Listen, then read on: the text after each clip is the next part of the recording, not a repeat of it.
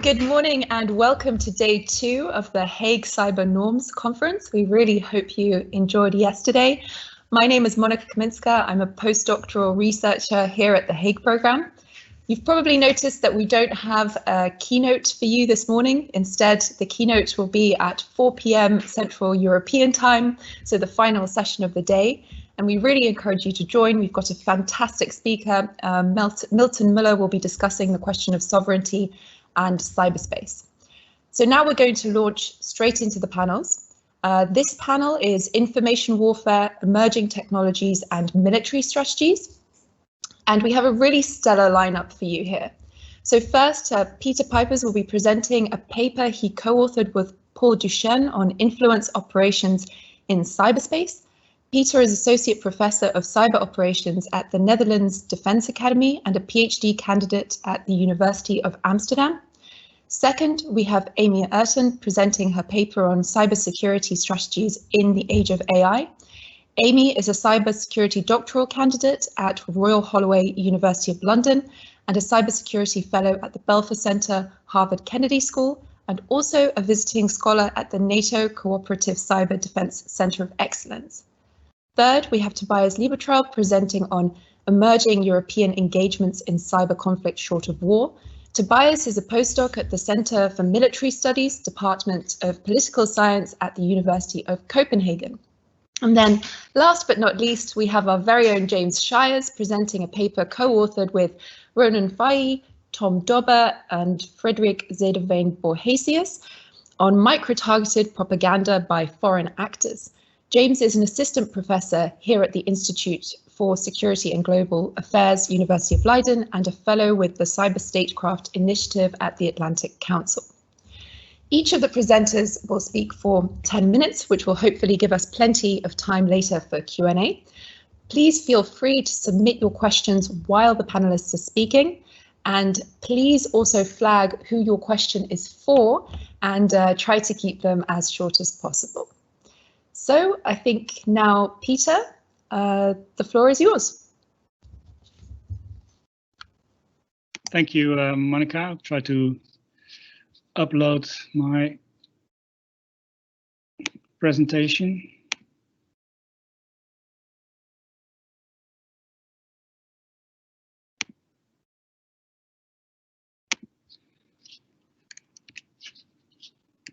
Doesn't work yet.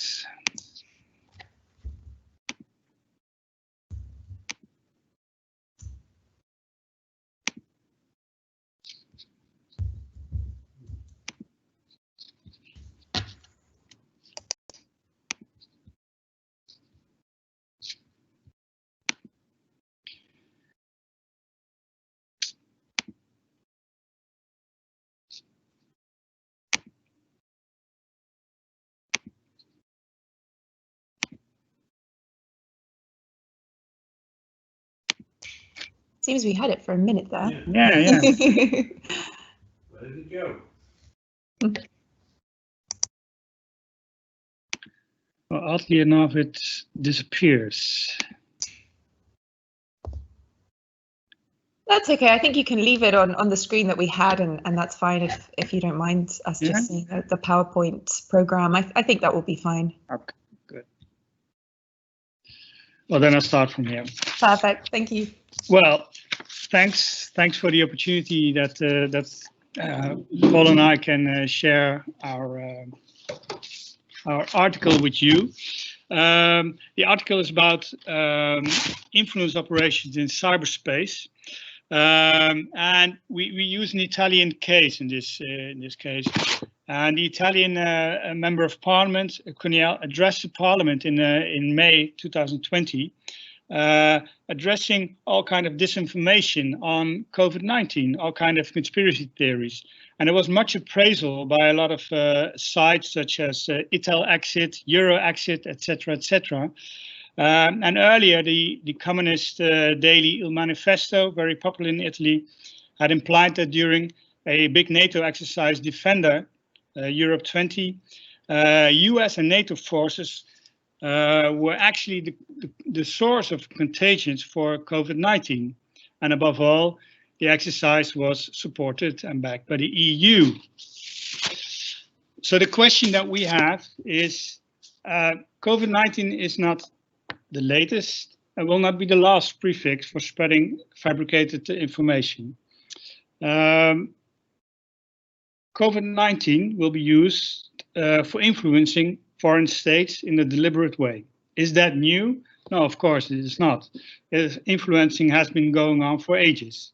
But what is new is the domain of cyberspace, enabling fabricated news to spread fast and effectively. Much is written about it, but the question that we have is, how do influence operations via cyberspace work? What is the added value of cyberspace in that context? We have a few limitations. In our research, really looked at state level operations. When we say influence, we mean make sure that my opinion prevails over yours. So it's a power relation. We look at influence operations below the threshold of the use of force, and cyberspace to us is a vector in this case. So the effects are not in cyberspace, but only as a vector. When you then look at influence operations, there are three ways in which you can influence: a persuasive way, a coercive way, or a manipulative way. I will go to these three. Sorry, you missed the perfect slides I had for it, but alas. A persuasive influence operations aims to alter the understanding and the decision-making process of another actor. So basically, it changes the weight of the options to choose from, openly and willingly.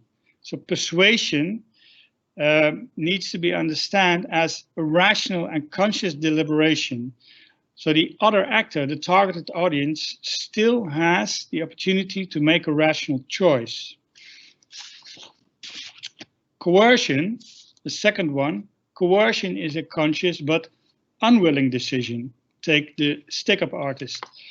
Coercion can be explained in terms of an unwilling act, meaning that the coercive operation does not provide meaningful options to the opposing audience, eliminating or annihilating the decision-making process. Reversing that argument, you could say that influence operations that shortcut or circumvent the deliberate understanding and autonomous decision-making are coercive in nature, which brings me to the third one, the manipulative operations. Contrary to persuasive or coercive influence operations, the manipulative one makes use of subconscious techniques, trying to subvert, undermine, or even take control of the target audience capability to make a decision. So manipulation does not aim to influence the beliefs, but uses levers like heuristics or cognitive biases to achieve results. So manipulation can be coercive if it leaves the target audience no meaningful options. So far for influencing, but then why are people susceptible to influence operations? When we look at influence operations, we divide them into three phases, three sequencing, and we start with the preparation, and after that we have execution and exploitation.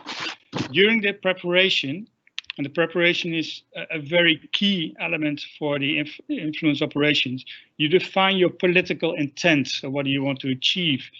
You define your strategic instrument of power. In a cyber operations, in an influence operation, this often is the informational instrument of power, hence a strategic narrative. You need a strong strategic narrative.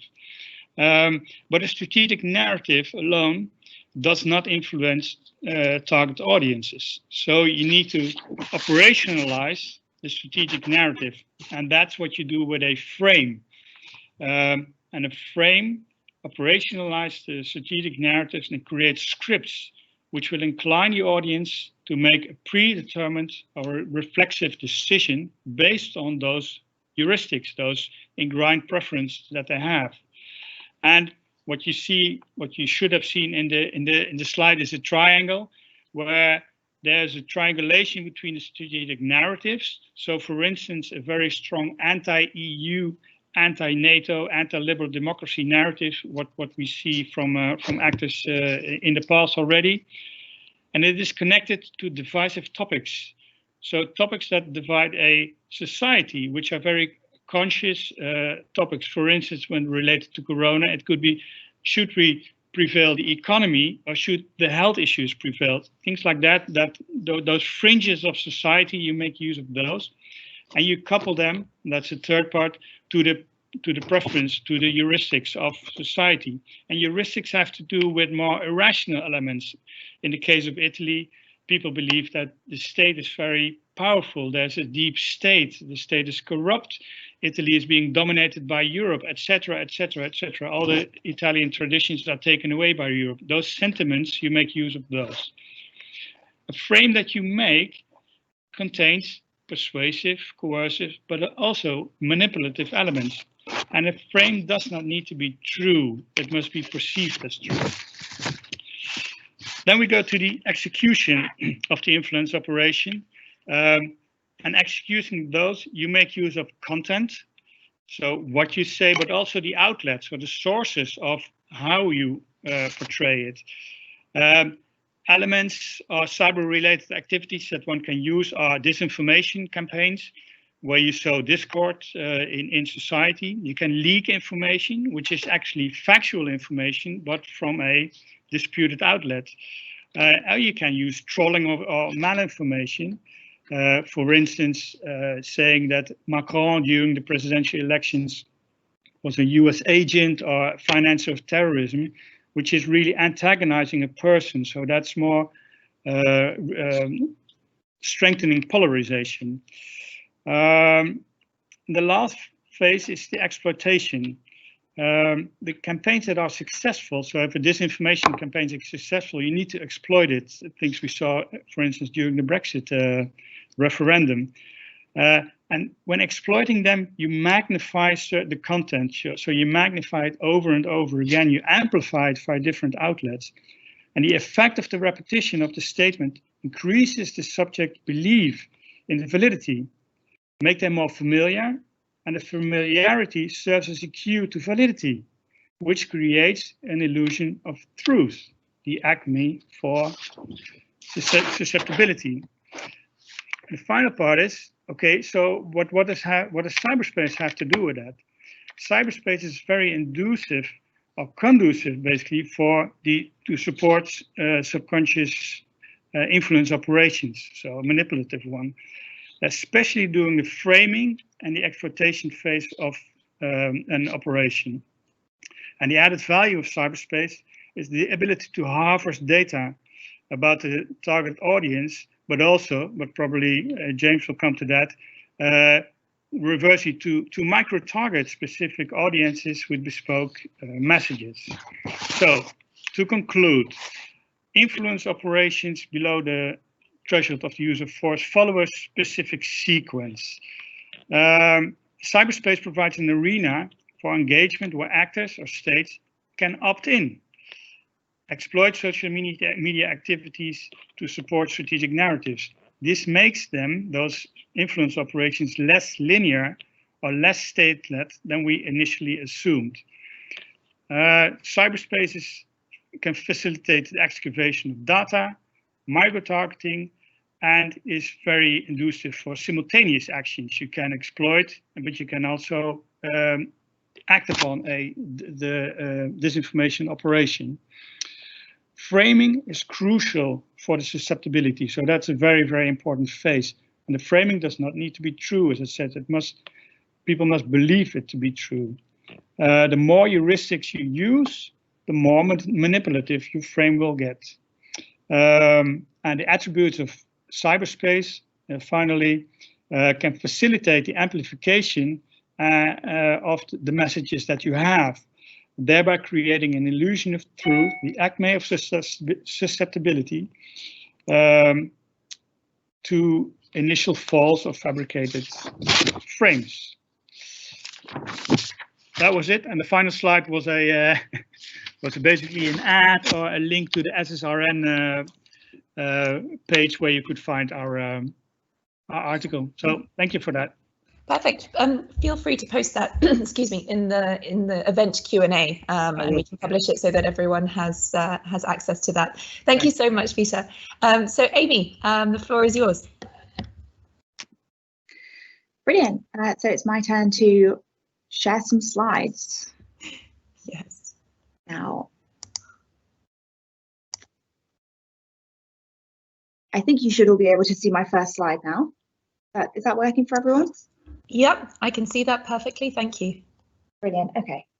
Well, I will get started in that case. Hi, good morning, everyone. I'm Amy. I'm a cybersecurity researcher at Royal Holloway, and my thesis looks at the security implications of AI-enabled technology in the military domain more specifically. So today I'm going to be speaking specifically about one of the projects that I completed earlier this year, looking at the UK defence context. Other aspects of my research do focus on US and also the role of NATO, so that may come in later on in the presentation.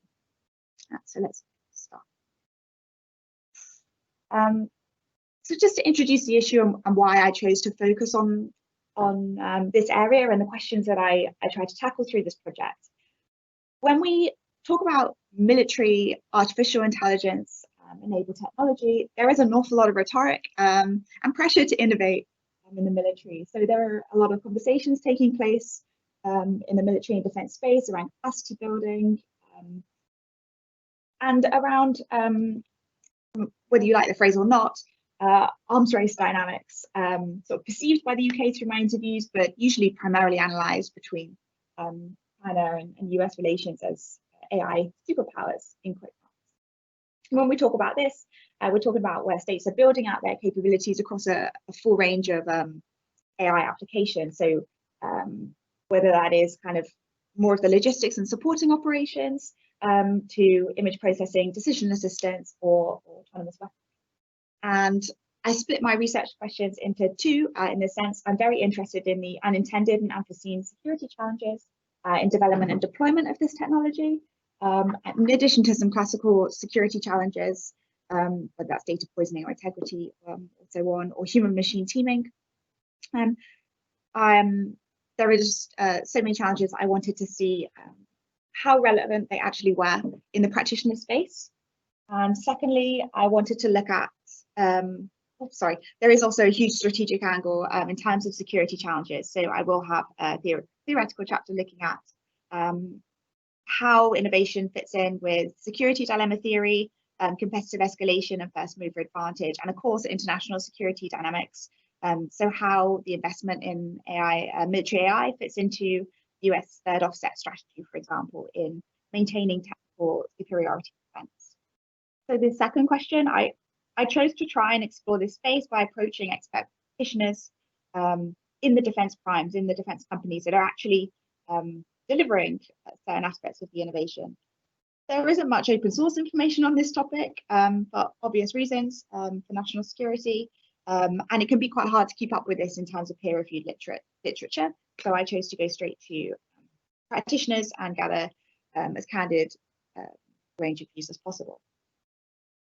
As a very quick methodology section, I approached senior practitioners in the UK, so usually the heads of AI, heads of technical innovation or digital innovation and support at some of the larger defense companies, asking them how innovation was taking place and then teasing out issues and challenges and potential mitigations when it came to military AI. So I then coded these and came up with a number of themes from the data. And in this presentation, I'll focus on three on the right. Before I go into them, I just want to highlight how interconnected and nuanced the themes were going through, and also how multifaceted they were. So in interviews, I tended to let the expert practitioners speak about their area of knowledge, and it went from economics, politics, international security, of course the technical side, and some very technical material, and then background to game theory. So the first theme, talk about the market dynamics of military innovation, and actually really narrow down the interviewees focused on the incentives for corporations to develop tech for the UK Ministry of Defence and for military use more broadly.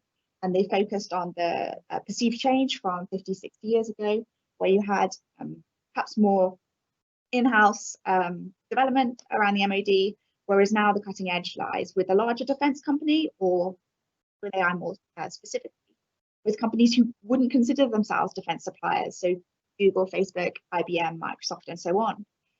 That combined with perceived decrease in military budgets and the sheer size of the commercial application of AI-enabled tech means that the military is often not a very desirable market for a number of firms.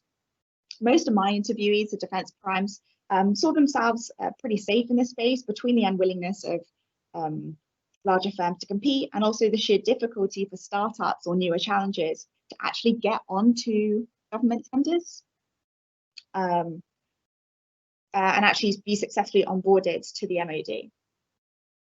So procurement came up again and again organically as a barrier to entry for the markets. In terms of understanding strategic challenges, so the second point, actually these became, interviews were much more interested in talking about the strategic challenges. There was a strong awareness of technical challenges, whether this was protecting the assets, data poisoning, bias, or black box aspects.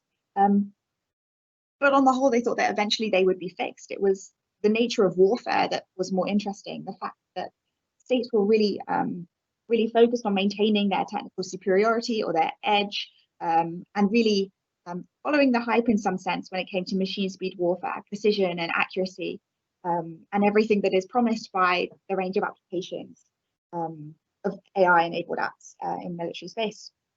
There was an awareness of how tools may be subverted by adversaries, and there was awareness that you needed to stop this tech falling into the wrong hands, but there were no real proposed solutions to that. There were also a large amount of security challenges raised around trust, accountability, responsibility. Interviewees felt, whether they were technical or not, that these kind of issues relating to human-machine teaming didn't get enough attention. It almost seemed that issues like this were being pushed to one side and just tagged as human factors. So there was a kind of demand from interviewees to consider diversity of thought when artificial intelligence. And lastly, risk management and the risk management process. So this covered everything from the design, prototype development, testing, and scale up. And actually the key theme there was very poor risk awareness on behalf of the buyer, on behalf of the government and the Ministry of Defence, which several of my interviewees seemed to struggle with on a personal level almost.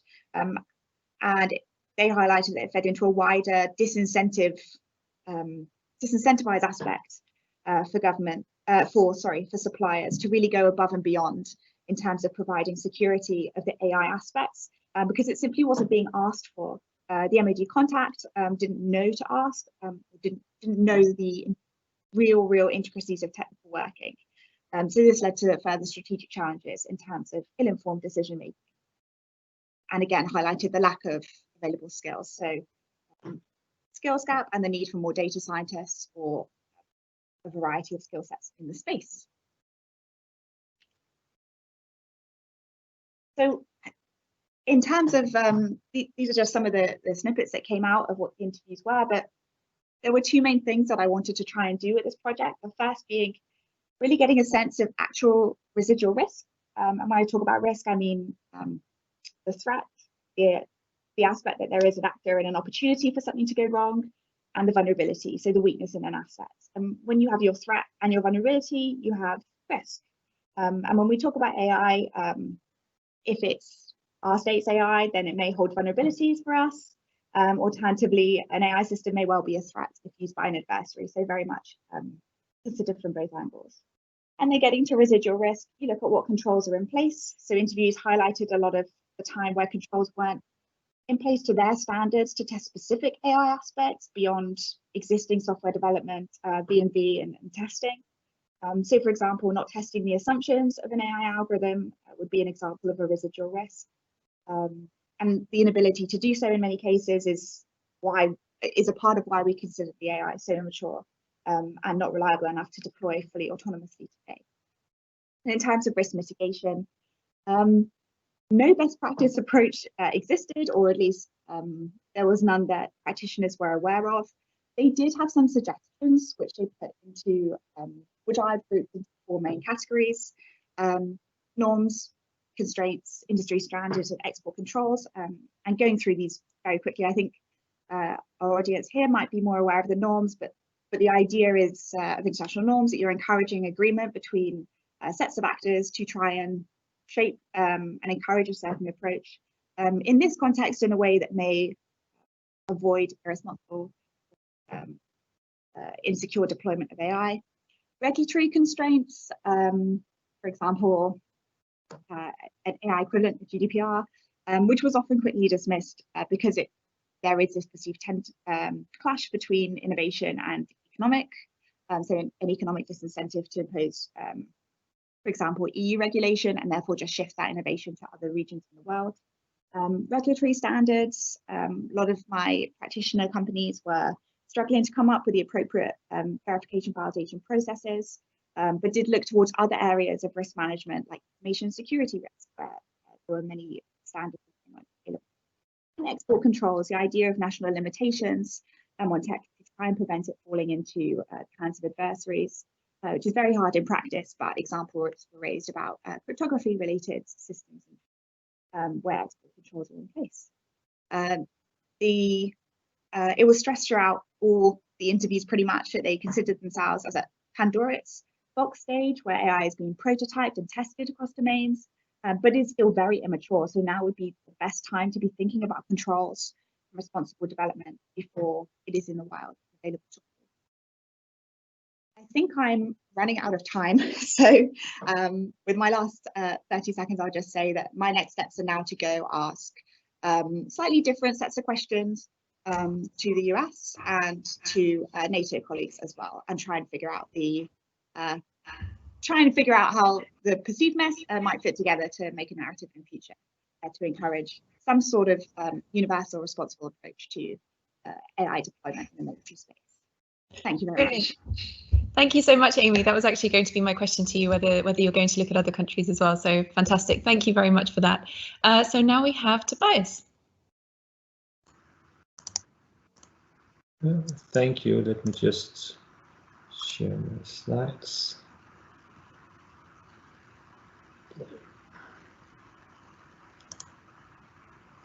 Good. Are they on now? Yes, the slides are on. Thank you. Perfect. Thank you. My name is Tobias Liebetrau, and I'm a postdoc at the Center for Military Studies at the Department of Political Science in Copenhagen. And I'm very happy to get the chance to present this draft paper on emerging European engagements in cyber conflicts short of war towards a critical account. My paper starts from an observation that the defense against detrimental cyber activities short of war have rapidly climbed to the top of national security political agendas and gained traction in security studies debate. A great part of the academic literature on cyber conflicts short of war have a strong proximity to the dominant US policy and military debate on persistent engagement and defending forward. Embedded in strategic studies, this literature focuses on the changing US cyber strategy and what cyber conflict short of war does to strategic thinking and its concepts. While these studies offer valuable insights, we should not settle too contently in these modes of understanding and engaging cyber conflict short of war. In the context of that observation, this paper aims at breaking new ground by flipping the dominating theoretical perspective, the strategic studies perspective, and the dominating empirical case, the US, to investigate cyber conflict short of war and the defense against it from a different perspective. First, I bring in a critical security studies perspective. The paper thereby identifies several challenges to the contemporary strategic studies engagements with cyber conflict short of war. I argue that the existing strategic studies literature risks reducing and essentializing cyber conflict short of war. The existing scholarship on cyber conflict short of war thereby contributes to rendering the use of cyber power below the threshold of war normal and legitimate within political and military discourse and practice. In order to ameliorate this, the paper advances our understanding of cyber conflict short of war, both as an object of study and as a political and normative challenge by drawing on recent work in critical security studies. Works that strive to examine and question take it for granted problematizations of cybersecurity, the importance of which should not be underrated, as cybersecurity is notoriously hard to pin down and is contested politically both in national and international arenas. Secondly, the paper offers an empirical examination of emerging European responses to cyber conflicts short of war.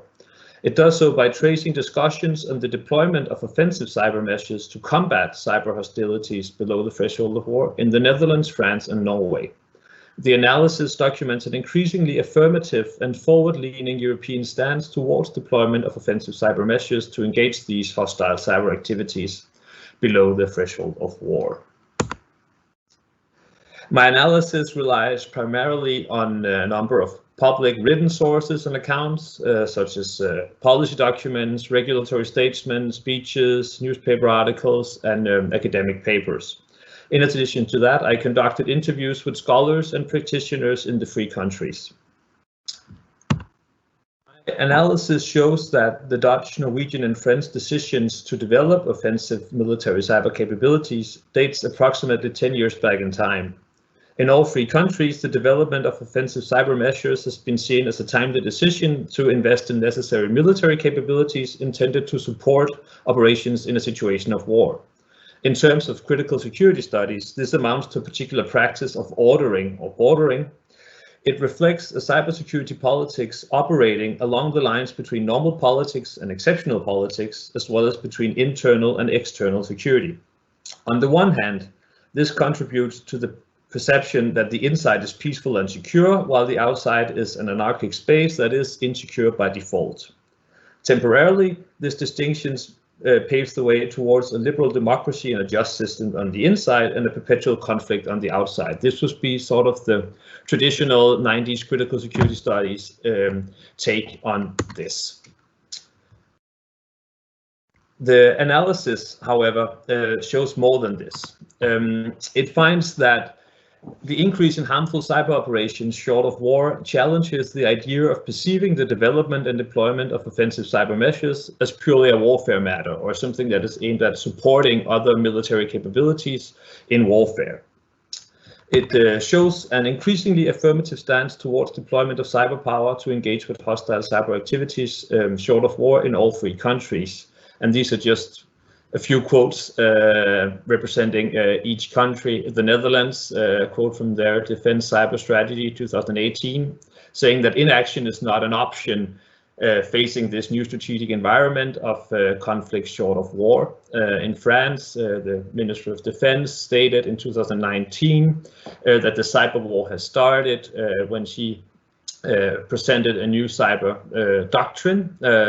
The cyber war, again, not referring to a war in terms of sort of international legal norms, but rather a war below the threshold of war. So it's a bit counterintuitive.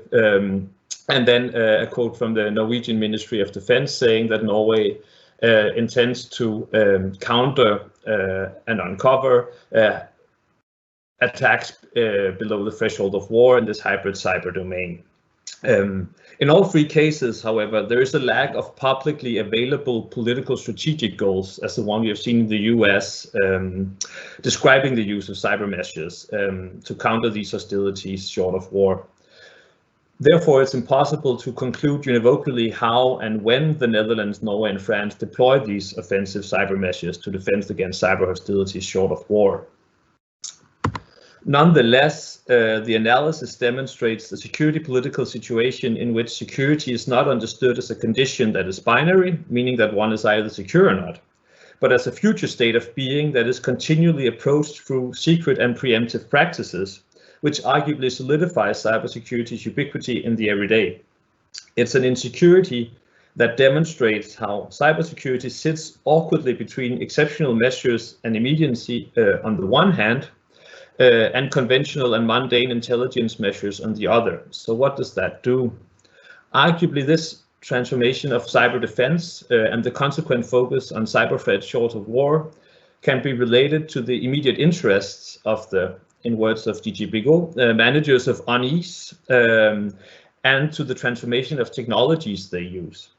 At the same time, it presents us with a structural insecurity in an increasingly digitized society in which software is always associated at its limits with permanent vulnerability and insecurity. So looking at this from a governing perspective, the affirmative stand towards deployment of cyber power to engage with hostile cyber activities short of war in all free countries represents a particular way of governing in a digital age. A way of governing, I argue, that attempts to re-establish territorial control over the internet, as well as a way of governing that engages in extraterritorial projections of power in and through the internet. Of course, again, the extent to which it's unclear exactly how they do this, but still the intent seems to be there. Seen like this, the proactive engagement in cyber conflict short of war is a way for states to cope with the transformative complexities of sovereign authority when a territorially anchored political system meets global digital social and economic systems. So basically, this is a way also for the state to govern. It's a way for the state to make itself present as a territorial entity. It's a way to obtain or withhold sovereignty in cyberspace, paradoxically, because of course this cannot be done to the same extent as looking at territorial geographic borders. Thank you. Thank you so much, Tobias. Fantastic presentation and really fascinating paper as well. So I'll pass the virtual microphone over to James now, please. Thanks very much, and I hope you can hear and see me well. Thanks for the organisers of this conference, and also I'm very happy to be following 3 excellent papers. It's such a rich discussion, and hopefully we can contribute something here. I also want to say at the start, this is definitely not my paper sole authored. I would like to thank and call out my co-authors, Ronan, Tom, and Frederik, who are here and in the discussion, so they will definitely be participating in answering any questions about the paper. I'll give a quick overview, and then we can move into the questions. So the paper that we've written is on micro-targeted propaganda by foreign actors. It's mainly a legal analysis, but to start with, we try and set out what the problem is, what are the options for responding to the problem, and then what are the issues that are raised by those options. I'll start by just defining the terms of the question. So propaganda, as Peter raised, is not an easy term. It's a bit slippery, often it just denotes bias. We take it to denote a reckless disregard for verifiable information, as a joint declaration of propaganda recently said. And we look at micro-targeted propaganda. And this is the use of categorization or segmentation of audiences based on data collected about those audiences to target specific messages to specific groups. That's the act of micro-targeting. It's not necessarily through the internet or on social media. It conceptually could happen in any case, but actually this is where it most often happens, is on large social media platforms. We also narrow our conceptual scope down to micro-targeted propaganda by foreign actors. Foreign, again, a loaded term. We take these to be actors outside the political community, not necessarily a nation or a state. It could be the European Union, but they are not legitimate participants in the political community. That's what we mean by foreign actors. And so micro-targeted propaganda by foreign actors is propaganda biased information without verifiable a basis, targeted at specific groups by someone outside the political community. Why is this a new problem? Why is it an important problem to analyze? We put forward 4 reasons to think about micro-targeted propaganda as additionally problematic to propaganda in general. First, it's more effective. It's you can target the specific messages to specific people. This is why micro-targeting in general, not just for political communication, but for advertising in general, is thought to be really useful and used worldwide. It's more effective as a means of communication. Second, it's more efficient. You can use fewer resources maybe compared to traditional propaganda, and you can also switch messages very easily between different audiences. So both the overall scale of investment in a propaganda effort and also moving the propaganda effort based on developments in events around the time makes it more efficient. The third question around micro-targeted propaganda is that it is opaque. In addition to the attribution problem, which is well known in questions of cybersecurity, there's also the issue of recording micro-targeted propaganda itself, having access to the data that lets you see that it's happened. Often micro-targeted propaganda only exists really on the screens of specific audiences. It can be quite transitory or temporary, and it's very difficult to have a record that is easily researchable, publicly available of micro-targeted propaganda. Some ad libraries by social media platforms and by research institutions have tried to address this, but it is a difficult issue. And finally, micro-targeted propaganda can be combined with other technologies such as deepfakes. I will leave this for the questions to discuss in more detail. These are not objective or necessary characteristics of micro-targeted propaganda. They are based on the social media and internet ecosystem in which it exists. So there are alternatives. We could imagine an alternative ecosystem where these characteristics did not hold, but that's the world we're living in.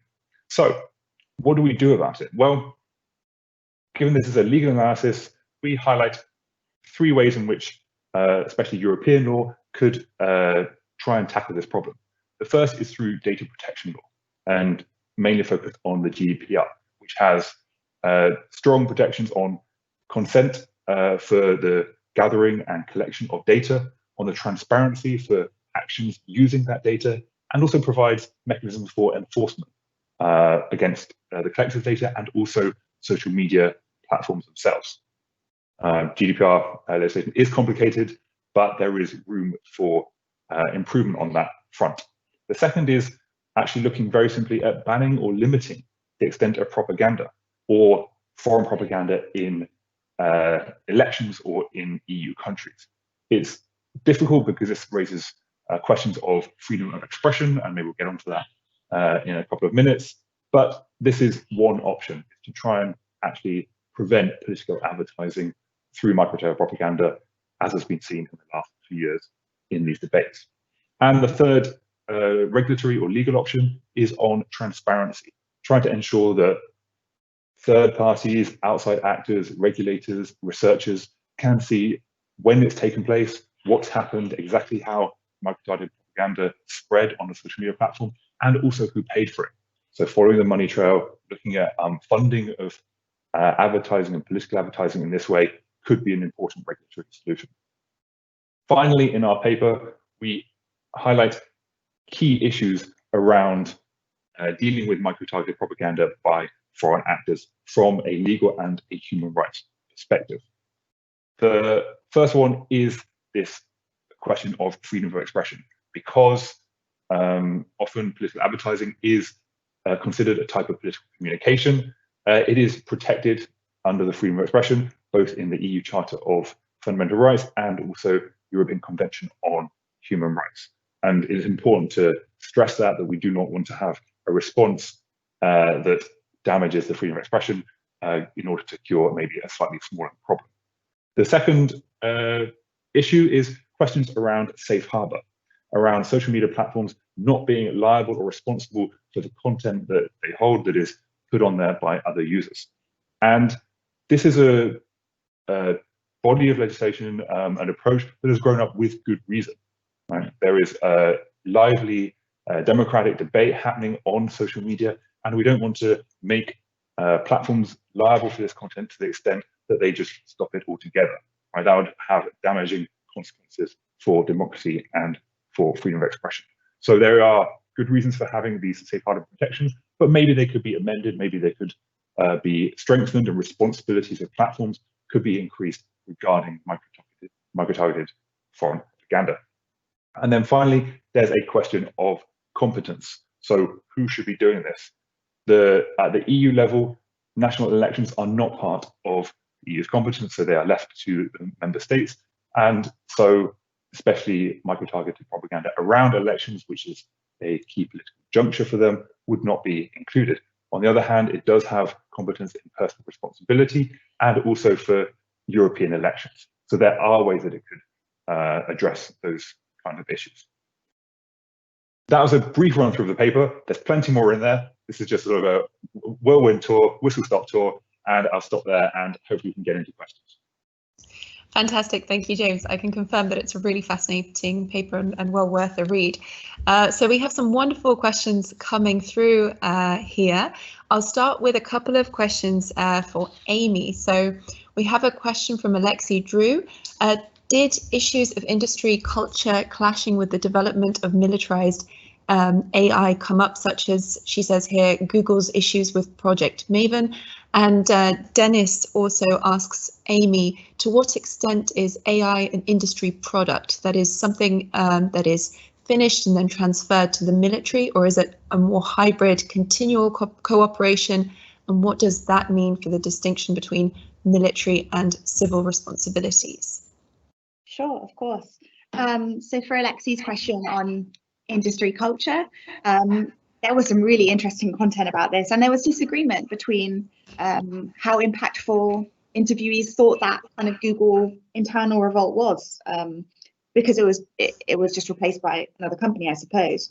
I know when I was speaking to interviewees, I was interested in, if companies like Google and the really big players refuse to work with the military, would this mean that it would then go down to more and more kind of not less scrupulous actors?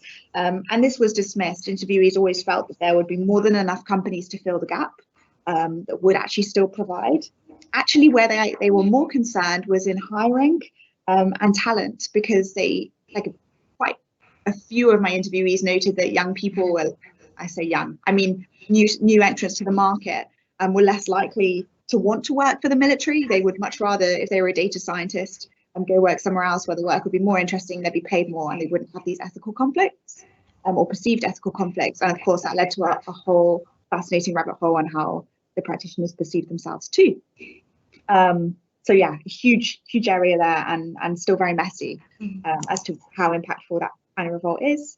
For Dennis's question on whether it's kind of thought as a package or made as it goes, it really depends. There isn't a unified strategy that is employed, even within branches of the military. There is an aspect of, yes, tech is repurposed or kind of brought in. There's a wish to avoid reinventing the wheel a lot of the time, especially if you're using an algorithm that's doing HR or supply chain management or something like that. So actually some of the defense primes will work with a small operator, effectively a startup, and fold them in, just use their product and bring that to government. In terms of this hybrid continual one, no, I wouldn't say that happens either. And this was the procurement cycle and that evoked so much rage from my interviewees, almost, in that the procurement structure was so traditional that it didn't allow for how rapid the technology moves in many cases. So you don't get to go back and iterate or use this agile approach. So it wasn't seen to be very, they had a lot of frustrations about that. But it was seen that you bid your tender, you got the tender, and you developed the tech. And actually it was up to the MOD to make the demands on how they wanted that to be. And they were seen to be not as maybe informed or technically aware as they could have been. So again, short answer, it depends. Thank you. And we have another question for you from Jan Lemnitzer. He points out that we don't have data sets of AI-supported major conflicts. So what data are military AI systems trained on, and how can we be sure that they actually work as intended when they are unleashed? Yep, major concerns. So when this did come up in my interviewees, it was marked as a major concern by them, in terms that, especially when you're doing things that are very sensitive, like target recognition or image recognition, militaries are creating their own data sets, which is extremely expensive, does not scale well between different contexts or conflicts. So it's a real limiter on actually whether it's worthwhile deploying this tech. So they often saw themselves as being someone who would have to be the voice of reason in a room full of very hyped up decision makers to say that it wouldn't work. There's also related challenges to sharing data sets, which are considered extremely valuable, so very difficult with kind of secret information. This is just from the relatively small data set of UK practitioners, so it may work differently around the world. But these are what my interviewees said. And then, yeah, that's me. Perfect, thank you. And now I have a question for Peter from my colleague Fabio Cristiano. Cybernetics scholarship, he writes, has long been arguing that audiences are not only at the receiving end of information, but they actively make information. So what's the practical value of this change of perspective for countering influence operations? Yeah, thanks. Excellent question. And up front, I don't know the answer. I don't know that anyone has the answer to this, but what I can say about it, and that's not really what we discussed in the paper at all, but I mean, the point of view that we have is we have an influence operation that influences a specific targeted audience. But in reality, of course, as pointed out correctly, there's a back and forth of information, and that changes the content of information. So what do we perceive as true and what do we perceive as doctored or fabricated? But it also changes the authenticity of the sources. I mean, we all can think about a lot of examples of sources that we used to see as not really factual, not very authentic, but now they are, because a lot of communication goes via that source. A very simple example would be social media platforms themselves.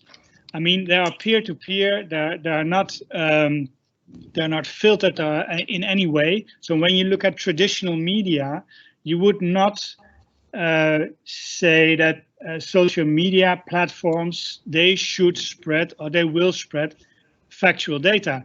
No, they spread photos, pictures, etc., etc. And then you have traditional media. That's where you expect you have factual data, you have opinion of scholars or whatever, nicely categorized. But nowadays that we see that also traditional media use social media platforms. We see that even presidents of certain countries use Twitter accounts, for instance, for political communication.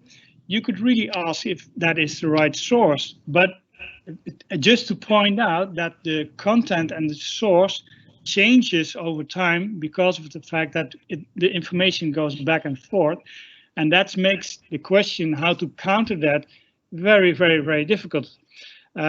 So when we, but again, that's not really the topic of our article at the moment. When we look at countering information operations, etc., you really have to look at it from a different perspective and look at how can you make your society or the groups that are being targeted more resilient. How can you have some kind of redundancy in your information operations? How can you point out or make lists of really what sources are authentic and what sources are not?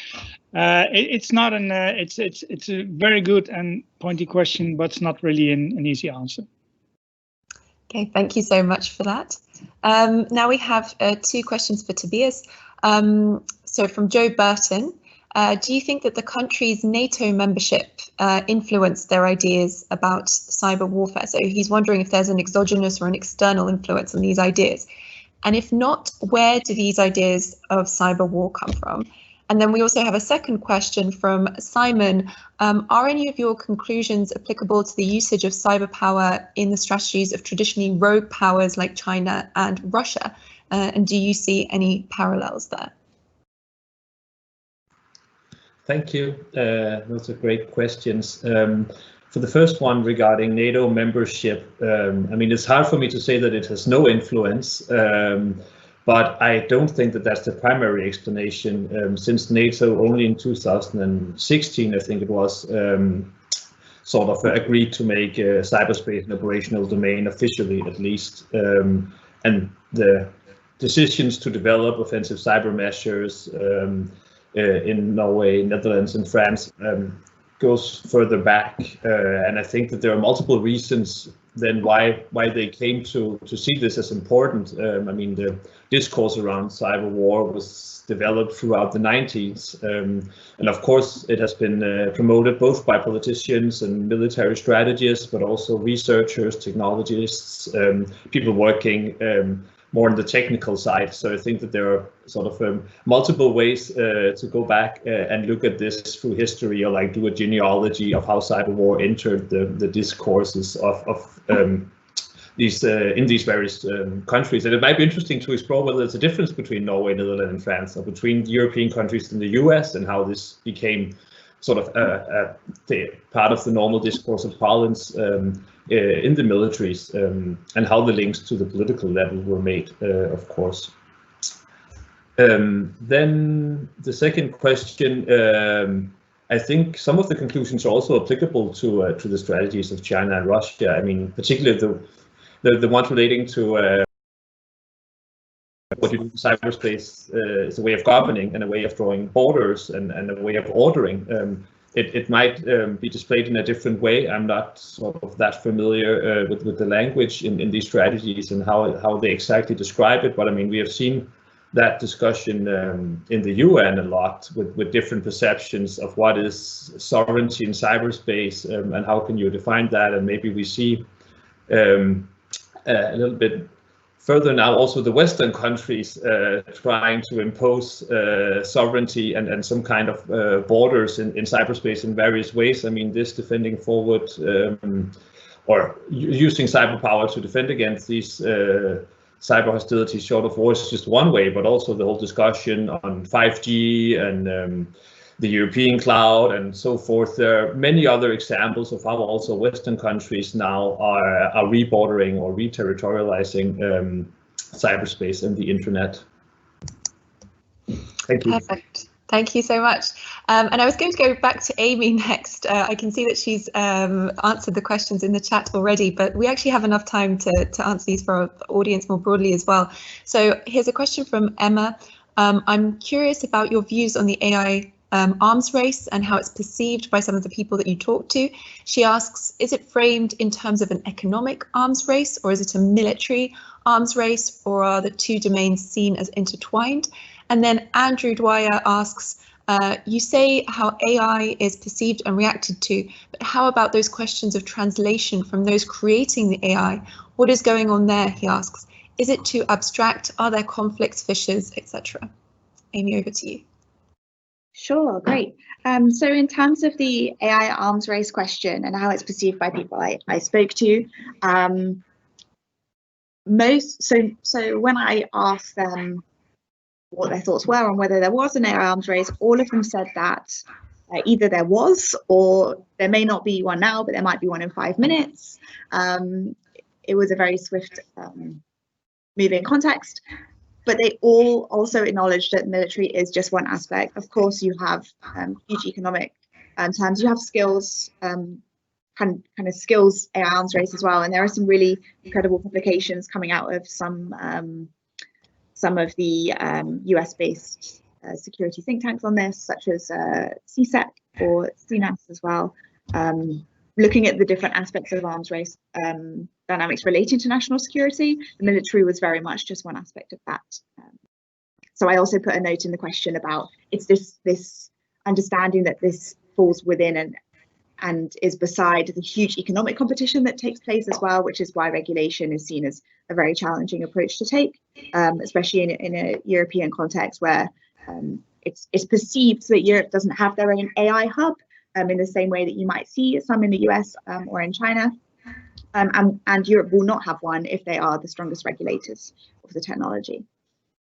So on Andrew's question, which I think I understood as the difference in perspective between those actually coding up an algorithm and doing kind of the frontline technical creation work, and then some of the more team heads or sales heads that I spoke to, yes.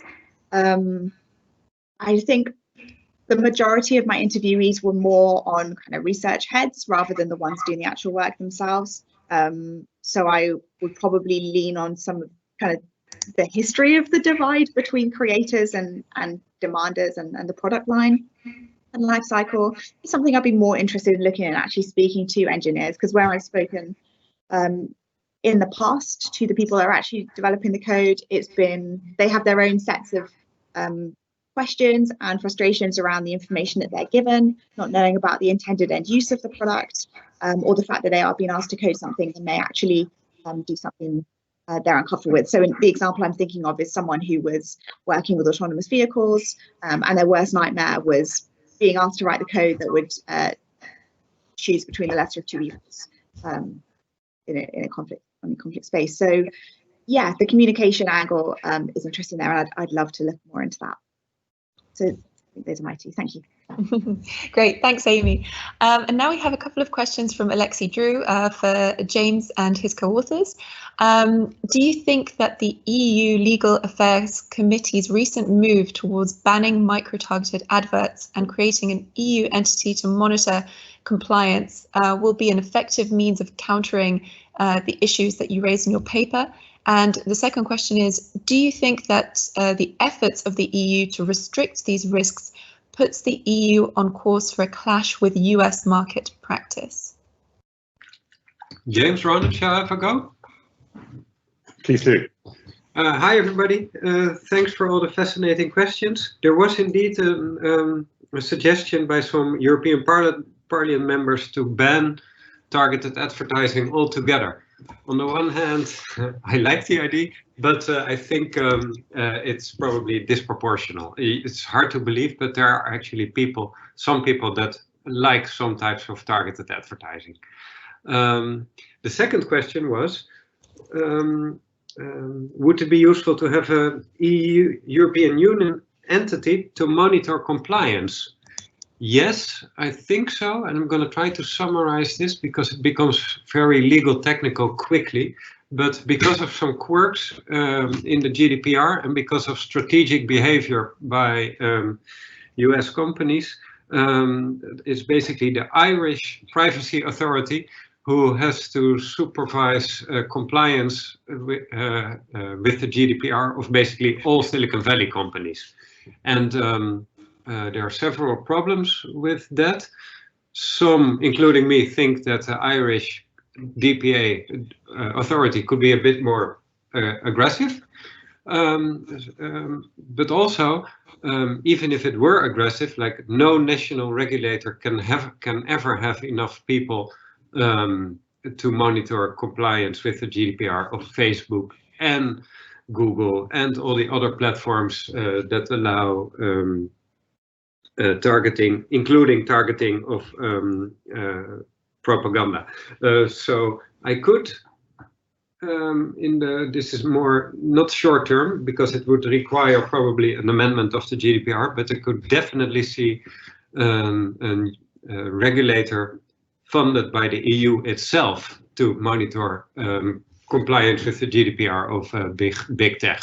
This is much too much for Ireland, but it would also be too much for France or the Netherlands or something. And then there was another question. Do plans in the EU to limit risks, for instance, privacy rules, risk a clash with the US market? Yes, and they have done so for 25 years. But nevertheless, compliance could be better from US companies, but still many US companies adapt their services and products to European consumer law and to European privacy law. So in that, so basically European law makes the whole world a better place.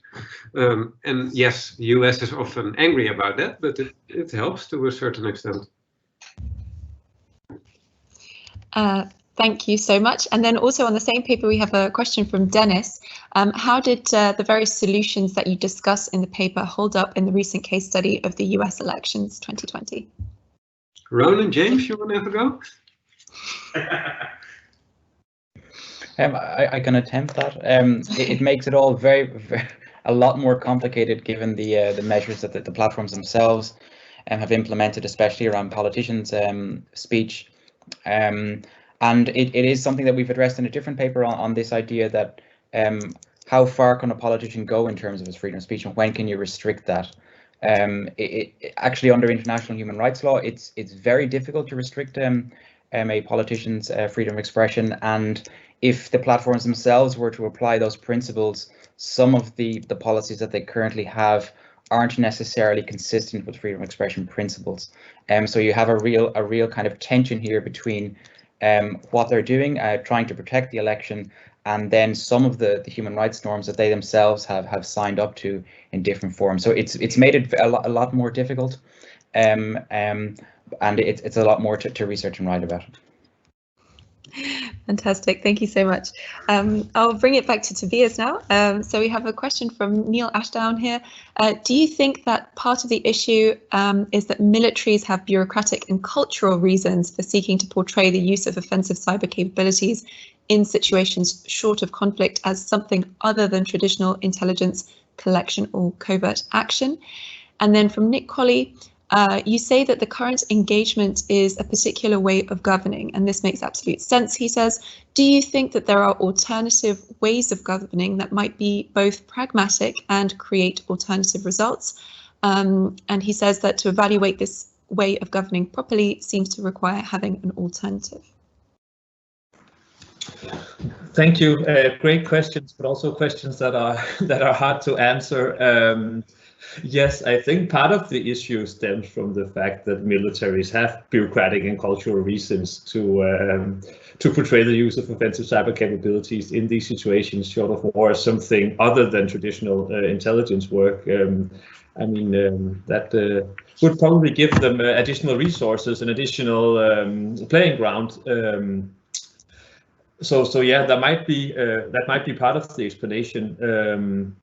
But also, I think it would be important to look at how is this organized in the different countries, because there is a difference across Norway, Netherlands, and France in terms of how this is organized. In Norway, the intelligence service and sort of the military cyber command is one unit. It's located within the intelligence service. It's not separated as it is in France and the Netherlands. And in France, further on, they seem to have a very strong division, and the DGSA, so the intelligence service, they are like doing stuff in total secret. It's very, very hard to get to talk to anyone or know anything about what they do. While in the Netherlands, it seemed like there is a closer collaboration between the Cyber Command and the intelligence service, and that the Cyber Command relies on the technical skills and the personal skills in the intelligence service.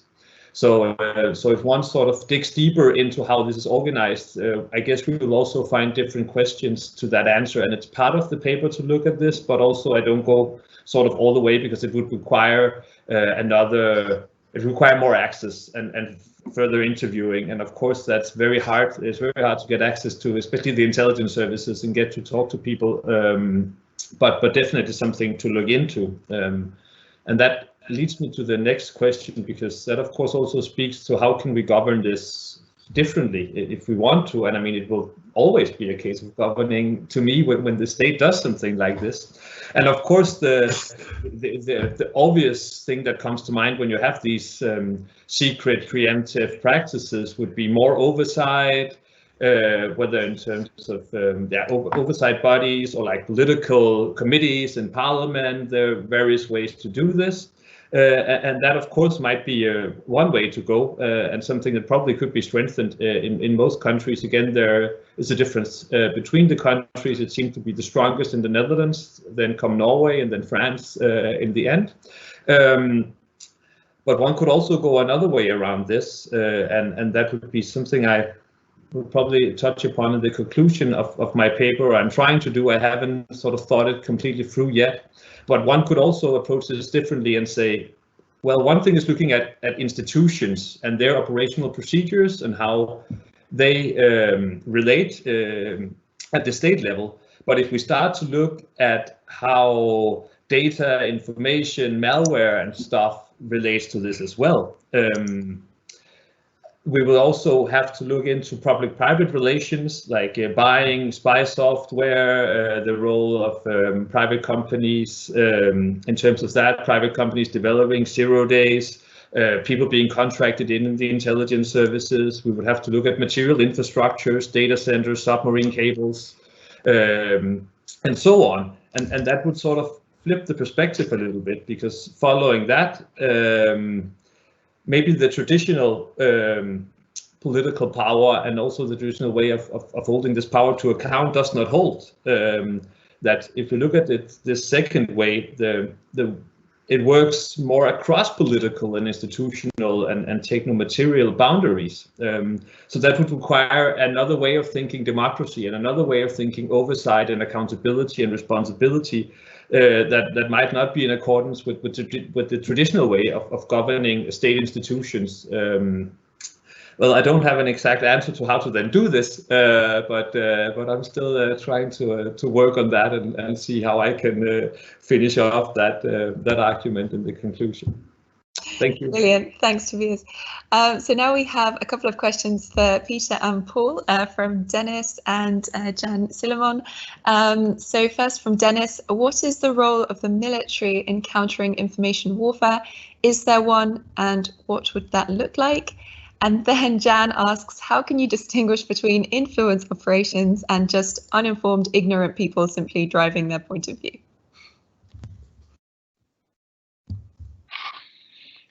Yeah, again, excellent questions.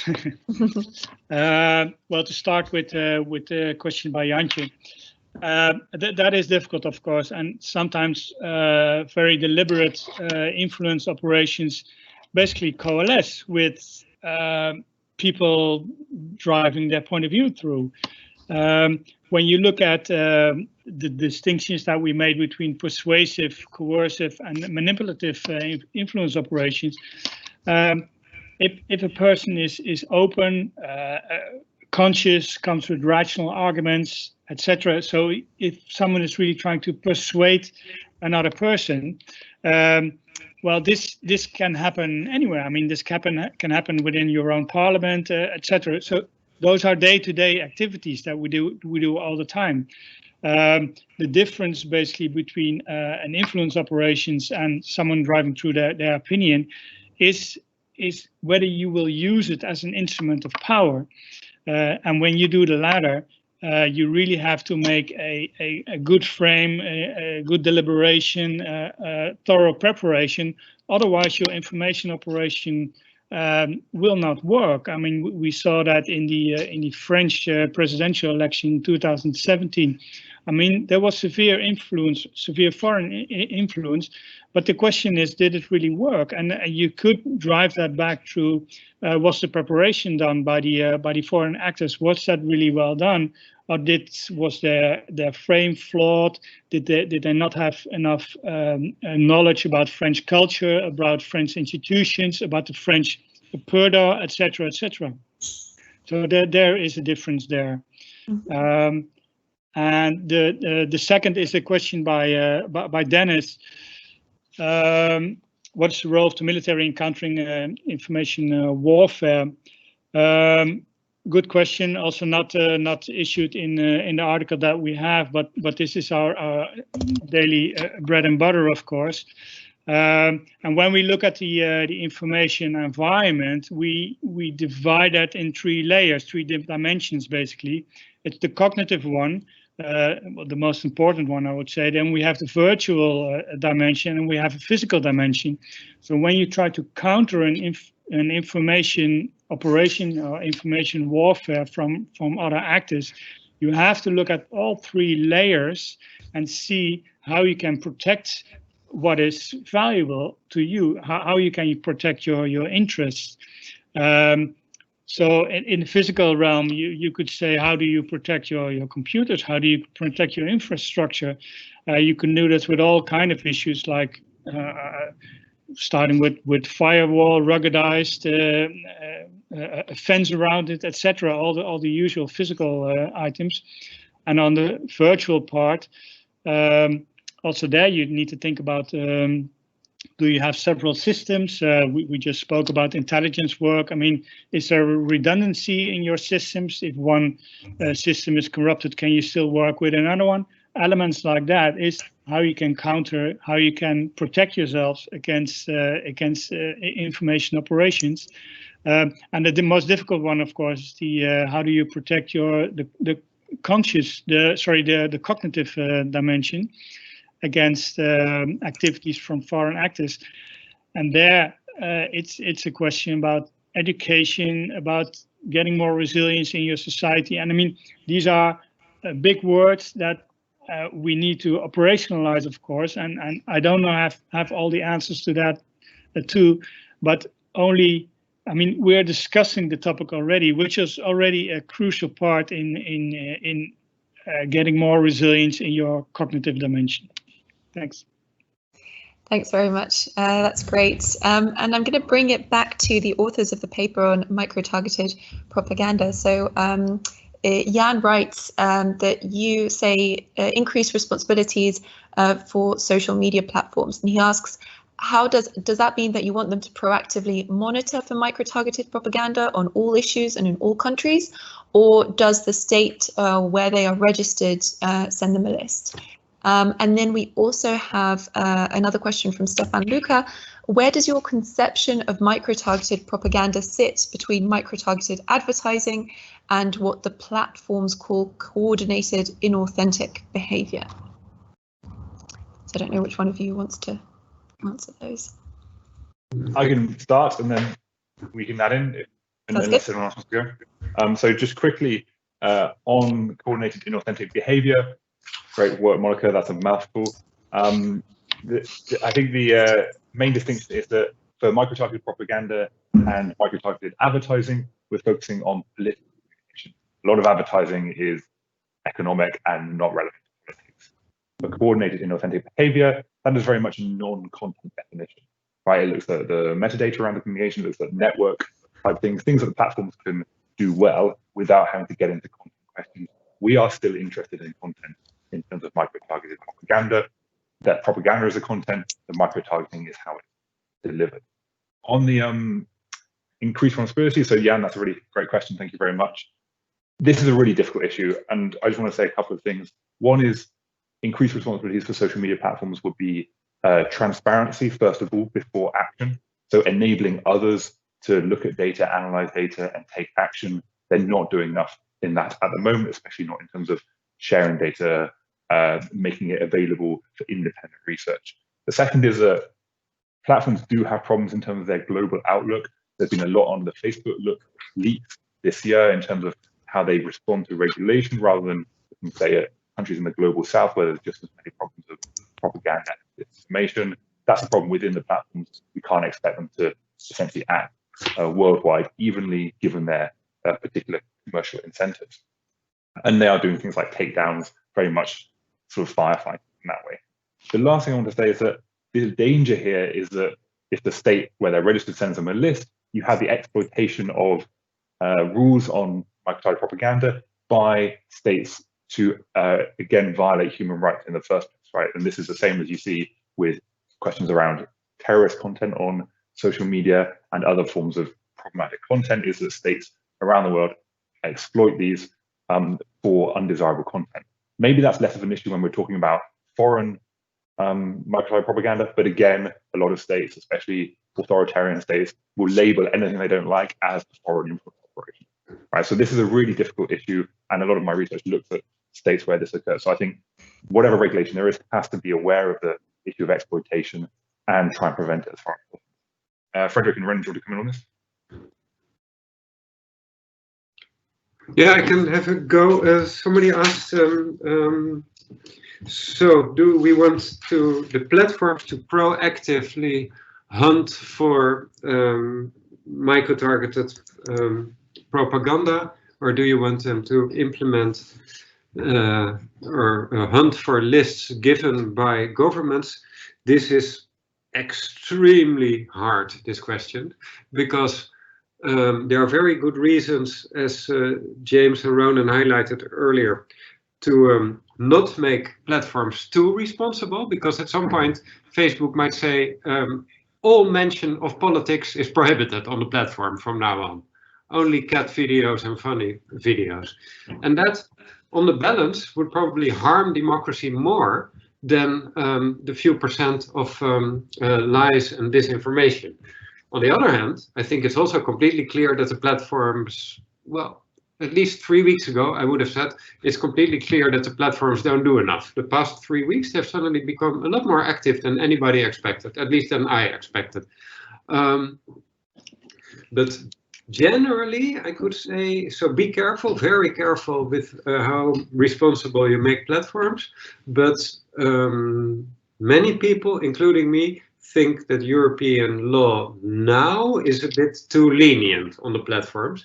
And that is mostly because the rules in Europe now have been developed 20 years ago, when World Wide Web wasn't so successful yet. And then the idea was hosts, and they were thinking about classical hosts that host websites. Hosts should not be liable for evil websites until you warn them. But nobody, that was to enable startups and hosts, etc. But nobody foresaw that this safe harbor, this freedom of liability for hosts would be invoked by Facebook and Google and YouTube and would lead to companies that are bigger than many countries. And indeed, the European Commission is expected to present new and more strict rules in December in the Digital Services Act. I'm happy that I'm in the position just read it and criticize rather than having to develop the rules, because this is really a minefield. Ronan, you probably have stuff to add, because Ronan, for instance, just published a report on these topics too. Yeah, thanks, Frederik. I would agree with everything both of you have said. Just on the proactive monitoring, just to be clear, our paper doesn't argue that there should be proactive monitoring, and I think we would all authors would consider that that would go too far. It would violate EU law currently, and it would probably violate international standards on freedom of expression. So we don't make that specific argument. And this idea of government sending lists, we already have these kind of platform government initiatives currently in other spheres, and you could even classify the Code of Practice on Disinformation as one of those initiatives, and they raise a lot of concerns, and I'm not sure if they're the kind of initiatives that we should develop further, given the criticisms that has been leveled at them in terms of transparency and the influence that governments have over platforms in terms of incentives, where they say, you know, we're not going to go so far with regulation if you kind of go along with us in terms of what we would like removed. So they're all massive questions that are going to be discussed over the next 2 years with the Digital Services Act, and we're looking forward to that discussion, and hopefully maybe our paper can inform some of that debate. Fabulous. Thank you so much. I have a question for Peter and Paul. So I liked how you paid attention to cognition and heuristics in your paper. And I was wondering how this changes how we should address, or does it indeed change how we should address influence operations, sort of off the back of the other paper that we've been discussing as well?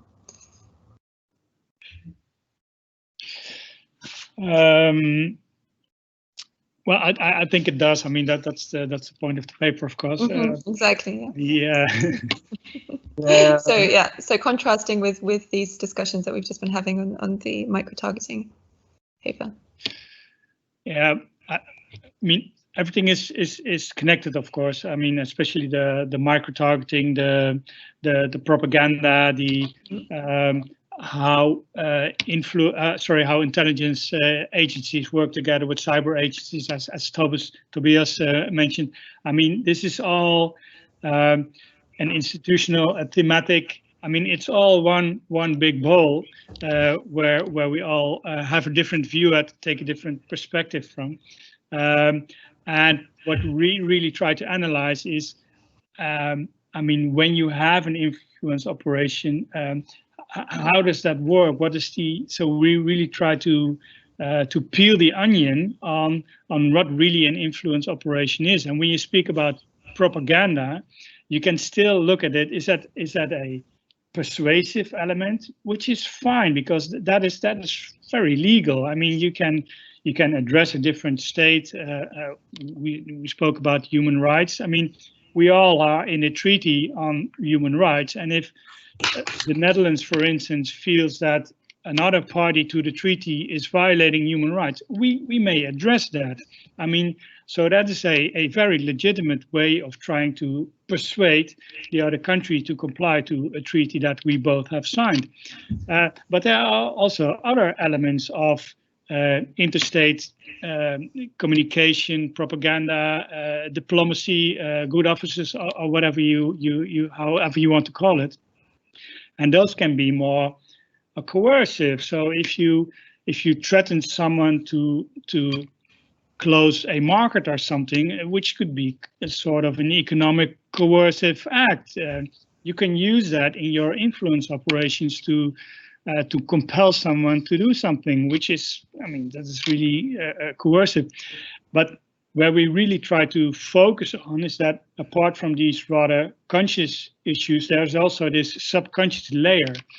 And that really sets in when you use heuristics and cognitive biases.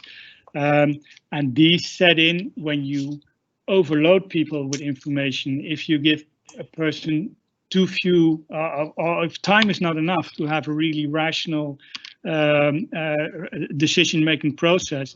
And there is really the sensitivity in influence operations, where we see that, I mean, some countries are really, really good in using these heuristics and biases.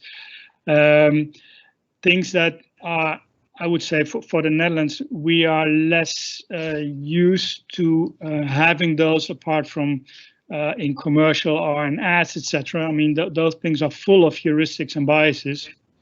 But using those in an interstate conflict, in an interstate relation, is to, I mean, to some liberal democracies is less known, and making it known can also be a warning that these democracies should protect themselves against it. Okay, thank you so much.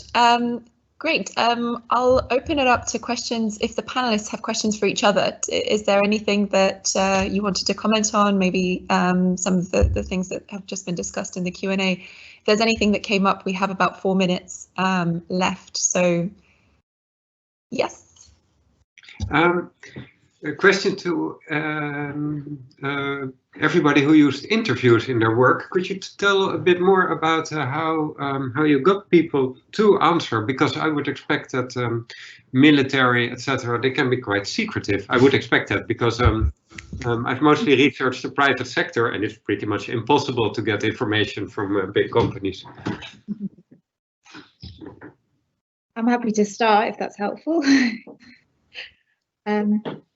So this is why with my UK interviews, I focused on the private sector rather than actually trying to go through the MOD ethical review process to conduct interviews. I'd love to hear the opinions of other researchers here, because I was told that takes about a year and is about 100 pages to even get through that. So that put me off.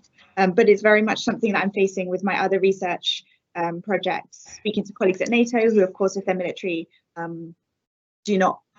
are not inclined to participate in interviews, and I don't think they are allowed much of the time. And in the US as well, of course, lots of the colleagues that I would love to speak to. There is an engagement process that I have with a consent form, which clearly outlines their rights to anonymity and secure storage, etc., etc. But ultimately, it comes down to then. And then in terms of actually finding people, I generally rely on snowballing, because it helps so much to have someone who will recommend other people and vouch for you to do that. But yeah, welcome everyone else's insights as well. Thanks, Amy. Anyone else? I can say something. It's very similar to what Amy said, though. That was also through snowballing and through people in the Danish Ministry of Defense, who then knew people in the Netherlands and Norway that they put me in contact to, and then I got to talk to them, but also anonymously. And I mean, there's also maybe a distinction to be drawn between like a formal interview and an informal chat where they talk a little bit about what they do, but they don't go into detail. So of course it was very, I would say, informal, and again with anonymity, and they didn't go into detail in any way.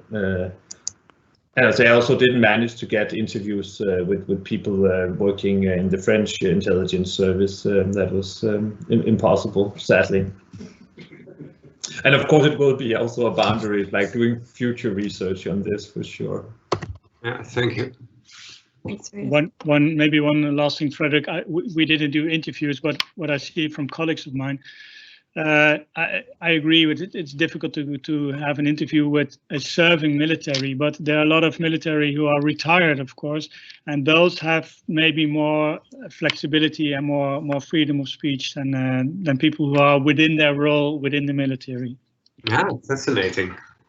Absolutely, and actually, when they are comfortable speaking in a candid way, in this anonymized session, it's incredible. The insight you get, so it's well worth it. Fantastic.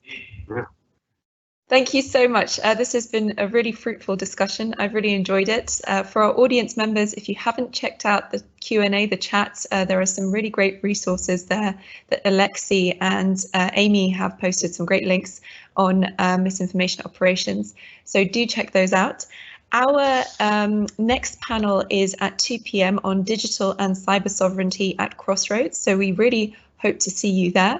But for now, I'd like to thank all our panelists for this fascinating discussion, and we hope to see you in The Hague sometime soon. Thanks very much.